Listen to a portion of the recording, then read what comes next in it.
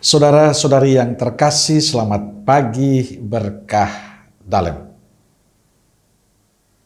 Salam Advent dan ojo lali bahagia. Sudahkah kita memberi senyum hari ini? Rabu 30 November 2022. Gereja merayakan pesta Santo Andreas Rasul. Dalam nama Bapa dan Putra dan Roh Kudus. Amin.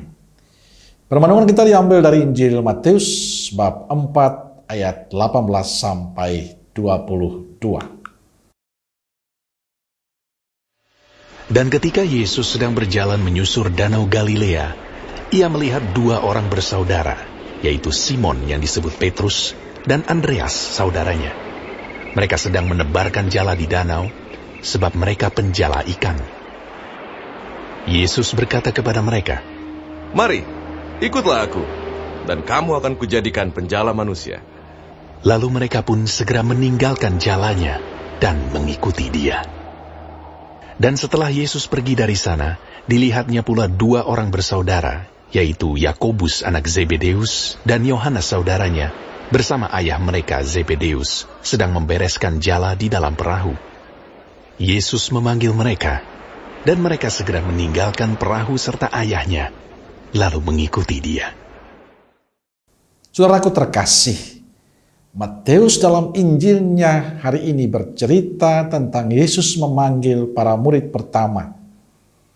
Diceritakan ketika Yesus sedang berjalan menyusuri Danau Galilea, ia melihat dua orang bersaudara, yaitu Simon yang disebut Petrus dan Andreas saudaranya.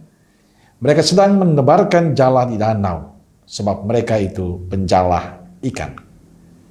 Yesus berkata kepada mereka, "Mari, ikutlah aku, dan kamu akan kujadikan penjala manusia." Saudaraku terkasih, menariknya Injil mengatakan mereka segera meninggalkan jalannya, lalu mengikuti Yesus. Pada saat Yesus mengatakan, "Mari ikutlah aku," mereka meninggalkan semuanya dan mengikuti Yesus. Saudaraku terkasih, kisah ini menarik. Mereka tidak bertanya mau kemana atau untuk apa dan dengan siapa mereka akan diutus. Tapi mereka berdiri dan mengikuti Yesus. Pada saat Simon dan Andreas rela meninggalkan jalannya dan mengikuti Yesus, berarti mereka percaya bahwa Yesus akan membawa mereka pada keselamatan. Mereka percaya mengikuti Yesus selalu ada harapan. Maka mereka tidak perlu bertanya, karena sudah pasti semuanya akan indah.